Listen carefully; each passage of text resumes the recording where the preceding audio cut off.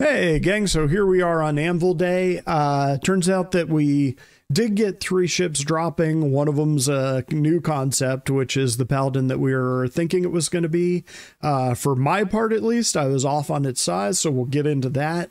But other than that, no huge surprises on this one, so let's get it.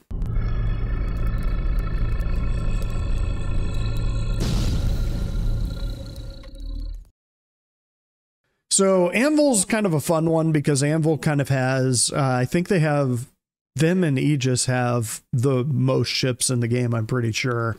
And the most ships that are flyable. So again, you've got things like the Arrow, which is a dominant fighter and will be forever just because of its size. You got the Ballista, so you got ground vehicles. C8 Pisces, which is the rescue version, Expedition, which is the same as the standard version except it has 4 guns. I believe the standard version of the Pisces has 4 gun mounts, but it only comes with 2 guns initially, I believe. If I am wrong on that, just say another content creator told you that, not me. Carrick, of course, again, I dropped the teaser yesterday. Me and some members of the Carnival are going to be trying to do, well, obviously not a 0 to hero since we'll be in a Carrick, but we're going to try to do an in-character exploration of Pyro when 4.0 drops in my Carrick. Centurion. This is one of the few ground vehicles that I haven't melted over the time just because I think the 4 energy guns are useful. The Atlas chassis itself, and again, this chassis is called the Atlas chassis, just like the Argo Atlas chassis, except this one is a ground vehicle and that is a walker. Definitely not confusing at all, but it's big, it's slow, it turns like a city bus, maybe even a little worse than a city bus, but those 4 energy guns are actually pretty useful. It can shoot at air targets, but it can also shoot at ground targets, so kind of useful. Crucible, not in the game, probably won't be for a little while, but this one should be right up there with the Pioneer as far as repair and crafting goes. You won't be able to build bases with it, but I am guessing this will be kind of the ship that is right behind. So kind of like you have the Banu Merchantman and then you have the Kraken Privateer. This will be the Banu Merchantman equivalent of that lineup. So you'll kind of have like the super capital size, which is the Pioneer, and then you'll have the extra large size, which is the Crucible. Good ship, 350. It's definitely going to go up. But again, this is an extremely specialized ship that is probably maybe 3 to 4 years out. Not a high priority for them. Very cool ship, but you're going to be waiting a long time until you get it. Again, Hornet Mark II is a very good fighter. It's like top 2 or 3 in the game right now. We've got the Tracker Mark II, which we'll be talking more about in a second, and the Ghost Mark II, which we'll be talking about more in a second. The F8C Lightning. This is a cool one, but for $300, it's a bit overpriced. And if you have a game package that includes Squadron 42, you're going to be getting the ship for completing Squadron 42. Now, if you have a game package that does not include Squadron 42 and you really want kind of a heavier fighter, you could do worse. It does not have an internal, and they're still tweaking it. Does have a ton of guns. It does have stealth tech that's not in the game yet, so we haven't really been able to reassess or assess this thing yet. If you watch any vids from a couple months ago, it's going to be you'll be hearing about how amazing it is, but now it's kind of in a worse state and they'll bring it back up. They're going to be going back and forth on these ships. It's a very cool looking ship, but kind of specialized for its size. Still a very good ship though. Gladiator, not worth it, but I do love this ship. This was the first quote unquote fighter I got in the game. Just because I love the way it looks. It's kind of like the Vietnam era fighter bombers like I think it was the A6 Corsair. This is in reality US Navy, but yeah, it carries size 5 torpedoes. It's got 2 size 3 guns that the pilot controls. You can kind of see them tucked up under there. And then these are 2 size 3 guns. So in all, this ship carries 4 size 3 guns and then a bunch of missiles and stuff like that. I am assuming once they have atmospheric flight controls in the game, this thing will actually fly pretty well in atmospheres. It's a fun little ship. It's not meta. You are not going to win many dogfights in it, but it is fun. And it has those size 5 torpedoes. Bounty hunting, the Hawk. The Hawk flies really, really well. It does not have big guns. I believe it has 4 size 2 and 2 size 1s. Doesn't have missiles. But it's a bounty hunting ship. You can kind of see. So if you look at the butt back here, there actually is room to put not a hostage, let's call it a prisoner in there. So they haven't rolled out bounty hunting with its mechanics yet, so that'll be coming in eventually. Not in there yet. This thing does transform, and every time I see this concept image, it makes me wish that they would open up street levels. Like not all over the place, but in some of the cities, so that you actually could land this thing on a street somewhere in ArcCorp, like at the ground level, have like a Blade Runner moment. But anyway, yeah, all in all, fun ship to fly, very fun to fly. It is extremely maneuverable. Just because of the way that the geometry works, it has a bigger profile than you'd expect. It does have this little window right here where you're up here and you can actually see down, which is kind of handy for landing. But other than that, it's not a meta fighter. It kind of gets lost in the sauce a lot just because it doesn't have a lot of guns or a lot of big guns. But all in all, not bad. Let's see, the Hurricane. Hurricane is one of the meta 2-person fighters. So you've got, I believe those are size 4 guns on that, and that's got size 5s up here. So really heavy firepower on this thing, but it's supposed to be a glass cannon. Flies pretty well, but you wouldn't want to pull it unless you have an extra person to fit in the turret. Legionnaire, not in the game yet. I'm going to be coming back to this guy, so remember it. This is a boarding ship. It kind of has this proboscis that comes out the front here. This guy in the co-pilot seat actually hacks his way onto the other ship, which is one of the things the ship is waiting for, is the hacking gameplay. So he hacks his way onto the other ship, tells the doors to open, or the docking ring to open, and then this thing lands up with it, or lines up with the docking collar, links up, and then it can disgorge, I believe, 10 Marines onto the ship. I think that is of dubious use because you're going to have this narrow tube that you're going to maybe be able to get 1 or 2 Marines down at a time. Like if I knew that a Legionnaire was linking up with my ship, I would just line up 3 or 4 guys in front of the docking ring, wait until the doors opened, and just lay them out with light machine gun fire or something and just annihilate them. So they've kind of got to think about how they're going to do that. Like, is there a fast way to do that? But anyway, at Legionnaire, sort of a dropship boarding ship, primarily a boarding ship. We'll probably be getting this one as soon as they get hacking gameplay done. They've had some pretty long sprints on making it, but I have another theory on some synergy with the Legionnaire that I'll get to in a bit. This is one of the ships that I think is kind of a dark horse for one of the more useful ships in the game. So kind of hard to tell from this angle. But this thing is a pocket carrier. So it's got 2 landing pads up top and then 1 down below.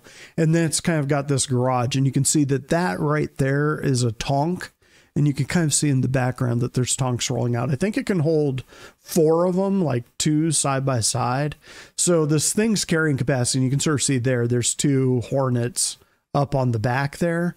It has a bunch of missiles. It only has 2 guns. I believe it has a crew of 3 or 4, so a very, very low crew requirement on this thing. Again, 575, but if you had a small, say, industrial org, like let's just say that you had rocks and a few prospectors or maybe a mole or something like that, you could take this thing out and it would be your spaceborne base of operations. Like I could see this being a smaller org's flagship. It's not individually powerful, but it's definitely a force multiplier. Like it will make an existing fleet more useful just because of what it does.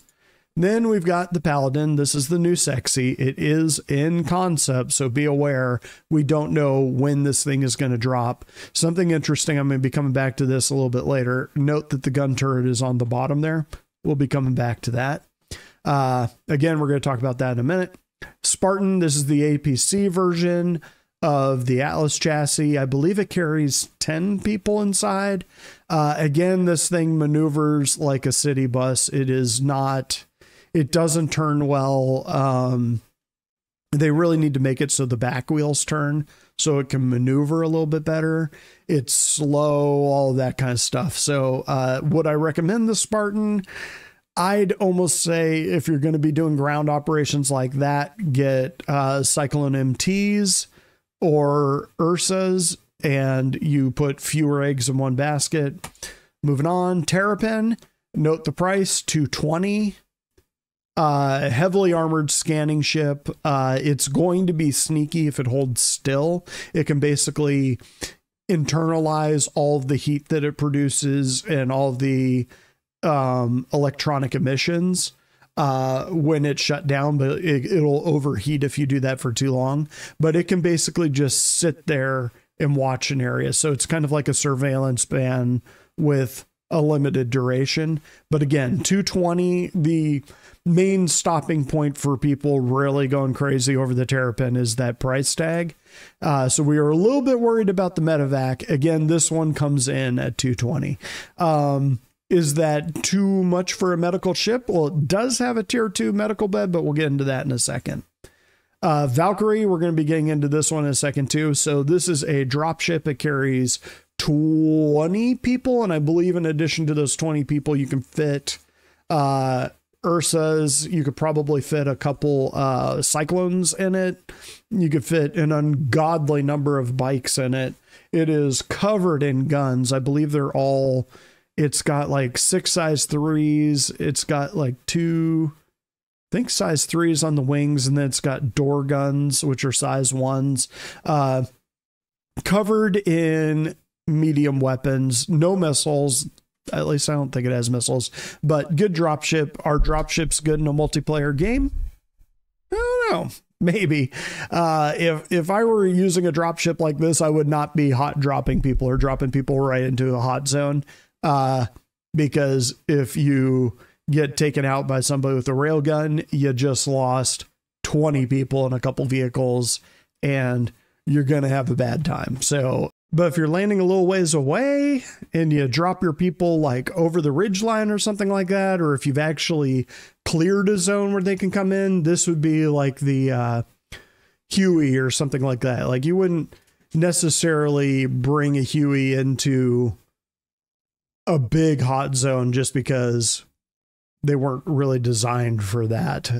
You could, but you probably wouldn't. Although with as many guns as this thing has, I guess it depends on what you're up against. So, do I think it's worth almost $400? Probably not. I mean, I don't know. I'll put it this way. This one costs almost 400. This one costs almost 600, but it can carry 10 times as much stuff and it's 10 times more useful. I would get this guy and earn down to a Valkyrie, honestly. Or I would just get it in game. And we're back to the air. So let's go ahead and look at the new stuff. So again, we got the Terrapin Medic, which is, somebody had a really clever name on this and I can't remember what they called it. Like It was something to do with turtle. I'll think of it eventually, or I'll find the post on it, but it was quite clever. But anyway, this is a combat drop medical thing. Obviously, it is competing with the Cuddy Red. The Cuddy Red has 2 tier 3 med beds. This one has 1 tier 2. We do not know what tier 2 medical gameplay will be, or tier 1. And remember, it goes in opposite order. So tier 3 is like a flesh wound. Tier 2 is serious injuries. Tier 1 is, I'm thinking, death is imminent, or you've lost a limb or something like that. But all in all, we don't know what that gameplay will be. I'll be doing a show with Sinister in the nearish future, which he does medical stuff in reality, and I was going to kind of talk about some ideas there. We were going to talk about some ideas about where they could go with it, but for right now we don't have it. So basically a tier 3 med bed is exactly the same as a tier 1 med bed. The only difference is what kind of injuries it can heal. Those injuries don't really impact you in the game right now, but they will. So will 1 tier 2 med bed be more advantageous than 2 tier 3s? Guess it depends on what you're doing. But the Terrapin will be able to do combat drops, whereas the Cuddy Red probably will not. The Cuddy Red is more of a civilian ambulance, and this is more of a combat triage unit. So this thing, like the Terrapin, will be able to take a lot of hits. Again, not going to have big guns, not a combat ship in the sense that it's not going to be, you're not going to be dogfighting in it. Very specialized. Let's go ahead and look at these pictures. Yeah, you get the idea. It's a triage unit. So for paints, we got the factory standard Vitality, which looks a lot like Trauma Team from Cyberpunk. Which I kind of dig. Let's see. We got Seabed, which kind of looks Euro, to be honest. I think that's the color that Euro ambulances are. Felicity, I don't think anyone's yellow, but there you go. That one's probably marketed to test. If I were to get one of these, probably either factory standard or Vitality. I will not be getting one of these, but that is mainly because my friend Sinister is the medic of our org, so I don't need to. This is his wheelhouse, not mine. But yeah, again, 220 you could get for 200 war bond, but remember, war bond is new money, so that's you pulling out your wallet and saying, here is $200 that I have in my pocket right now. 220 is what it's going to be worth maybe in a year. That's going to be the basic price tag. Again, that is the cost of the standard Terrapin, which I think is a bit overpriced, although I do love the Terrapin. I love it, and it's a sick love affair, people. But anyway, Terrapin Medic, tier 2 med bed. I think it's the only ship this size that has anything larger than a tier 3. So is that advantageous to you? I don't know. So here's the Terrapin right here. Again, regular Terrapin costs 220. It's cost 220 for a while. So this and this probably won't be going up in price. So if you don't have $200 laying around right now, might be a good idea just to hold off, because I don't see that one appreciating much. Hornet Ghost. So we got the Ghost and the Tracker right here. Not a whole lot to say about this. The Ghost is a stealth one and the Tracker is a scanner. No big surprise there. These guys will probably be much more useful when bounty hunting comes out. You'll have the Scoundrel will be the stealth one, or the Scout. You'll either have the Scoundrel or the Scout will be the stealthy one. The Scanner is not going to be quiet. You're going to definitely know this thing is there, but it will definitely know you're there. So I almost see it. This one is probably going to be offensive. This one is probably going to be defensive. So this one hangs back with your fleet or goes on combat patrols, so that you can know that that Eclipse is hiding out there. You'll be like, whoa, there's a ping right there. What is that? No one else will be able to see it. And there all of a sudden, or that terrapin that was watching you guys to sort of lay a trap with pirates, you're going to be able to see it with that. Again, specialized ships, so your mileage may vary. We got the factory standard, which is actually Carnival colors there. Factory standard is kind of a military blue. Bracken. Man, they really need to give us some control over the paint. Some of them are good, some of them are not. Where's Unleashed? Let's see. So 180. Okay, 165 is standard, so 185 is going to be the regular price. So are these worth $200 in the future?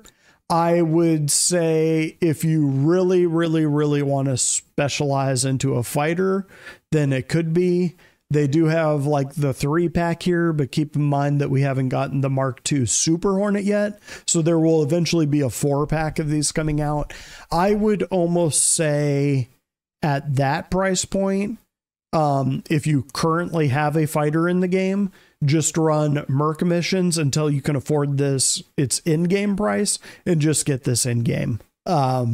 If you don't have a fighter, I would say get the Hornet Mark II, the standard variant, and then with that, earn which one of these you want to go into, that you want to spec into.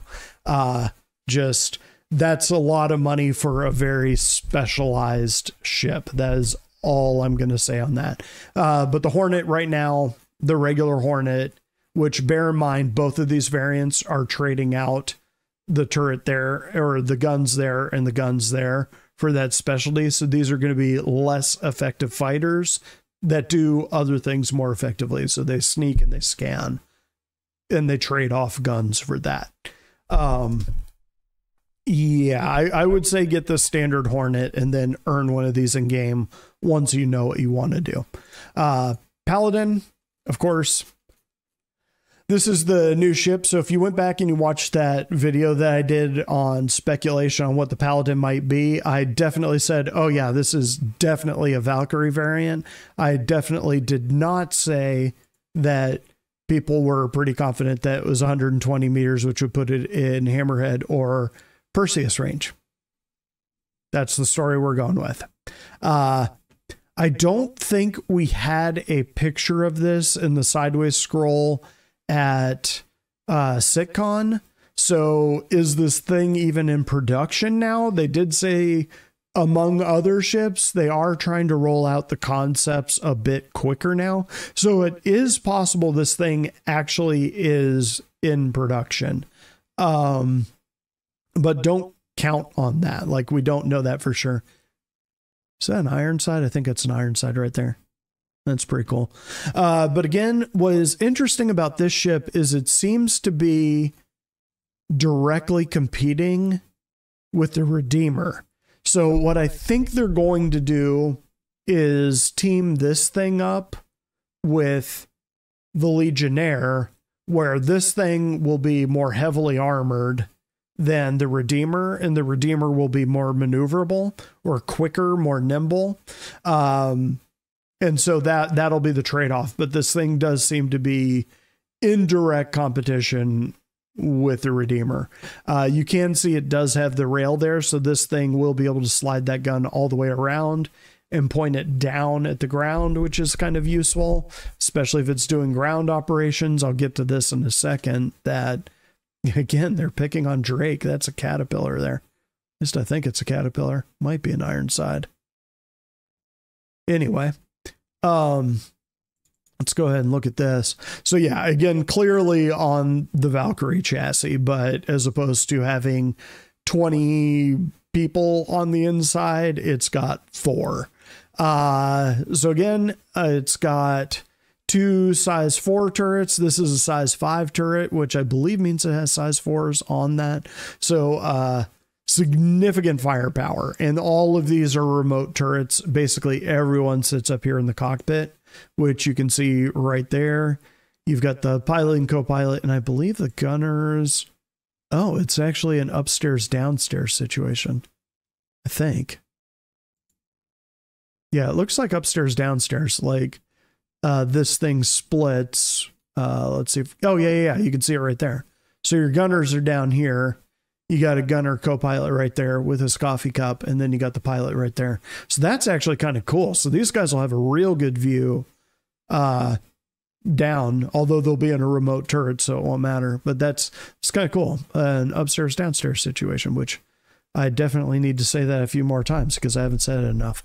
Let's see. So we've got 2 bunks here. So you got living quarters right there. You've got a little mess right there, or galley. I'm guessing that's components. You've got stairs to the lower deck. Okay, so you got stairs up the middle, so don't need to worry about ladders or elevators, which is probably a good thing because you can jump downstairs. Looks like there's a really small entranceway, so one of the advantages of the Valkyrie is that you actually can carry cargo if you want to, so you can carry vehicles or cargo, which also is useful for a combat zone. This thing can't. It does have, if I remember right, 4 suit lockers. So this thing is not a dropship, it is specifically a gunboat. Let's see, do we have anything else in here? Yeah, the gunner's downstairs, suit lockers, stairs to the upper deck. So that is all we're getting on that. Let's go ahead and click through the concept images again. Yeah, again, you've got guns there pointed down. Are those more guns right there? I'm thinking that's just an antenna. I think that's just the, I think that is just this right there. Okay, yeah, that would make sense. So concept images. It does have missiles, so the pilot will probably control the missiles. What is interesting about this, since these are all remote turrets, this one you might actually be able to control with blades one day. Because my running theory is that with the computers, you'll probably only be able to fit 3 blades in any ship, barring like capital components and stuff like that, which would mean that you could conceivably solo this thing, but don't count on that. Right now, you need 4 people to fully crew this thing. I would plan to use this thing as a 4-person ship, but pretty big guns on this thing. Strong competition for the Redeemer. One thing I will say about the Redeemer is don't just melt your Redeemer right now and get this thing. They're going to be tweaking the Redeemer over time. They are going to bring it back into what it was supposed to do. Either they're going to make it more maneuverable, and that's going to be its niche, whereas this thing's more heavily armored. What I kind of see this thing doing is pushing up with a Legionnaire to be able to board another ship. Whereas the Redeemer will kind of be your fast attack helicopter. It'll be kind of like a Hind. That Shadowfall skin is really hot. I'll just say it. You heard it here first. If you get that skin, women or men, depending on what your preferences are, will definitely talk to you. That's how it works. You heard it here first. So standalone ships, 260, again, that's War Bond. Was it regularly 300, which is cheaper than the Valkyrie, I'm pretty sure. Let me check. Yeah, Valkyrie is 375. So this thing is $75 cheaper than the Valkyrie, and I think this has more utility to a combat zone than the Valkyrie does. Like the Valkyrie, the number of times you will actually, would you use that in a real combat zone? Yeah, probably it'd be super useful. In a video game that's massively multiplayer, that's a good way to get 20 of your people killed. I would say this is probably more useful. Like you bring this in a lot like how you would use the Redeemer, kind of clear some space, and then your Valkyries have a place to land that's safe. That is kind of where I'd go with this. 260 new money. It's not terrible for this. I think that's cheaper than the Redeemer. Let me check real quick. So the Redeemer is 330. So they're going to have to do something to justify that $30 delta between these two ships. I would assume what it is, the Redeemer does have more guns and bigger guns. So the Redeemer has 2 size 5 turrets. This one has a size 5 quad turret, but the Redeemer also has more pilot guns and I believe more missiles. So yeah, this is sort of an interesting push with the Redeemer. But they are going to come back, tweak the Redeemer one day. It's kind of in a rough state right now, but they will be balancing that eventually. Let's see. Would I buy this? If you have like a 3-person group and your thing is like bunker busting or like heavy combat, this thing, it doesn't quite punch sideways like I was thinking it was going to do. I was thinking it was going to be between the Perseus and the Hammerhead. It turns out it's more like between the Redeemer and maybe the Constellation. Like it's sort of the armored version of those two ships. But yeah, I don't know. I would not take this up against fighters, but if I were up against things like Connies and Redeemers, I might. It seems like it would be very good at hurting ships like that, like medium to medium large. Probably would not want to tangle with the Perseus or Hammerhead in this thing because it's going to be a big target, easy to see. But it might be able to bully medium and heavy fighters. It's kind of like the classic gunboat Corvette from, if you ever played Homeworld, it kind of reminds me of the Corvettes from that. So this is more of a true gunboat Corvette rather than what we have in the game that we call Corvettes, which are more, I don't know, picket ships or something. I don't know. I almost call them frigates, but they call the Idris a frigate. So who the hell knows? But anyway, gang, that's what I got to say about that. Let me know what you think down below. If you picked one of these up or you're going to pick one of these up, or if you think they're dumb and stupid and anyone who buys them is dumb and stupid. Yeah, definitely leave that kind of comment down there because I love that kind of stuff. All right, gang, catch me next time.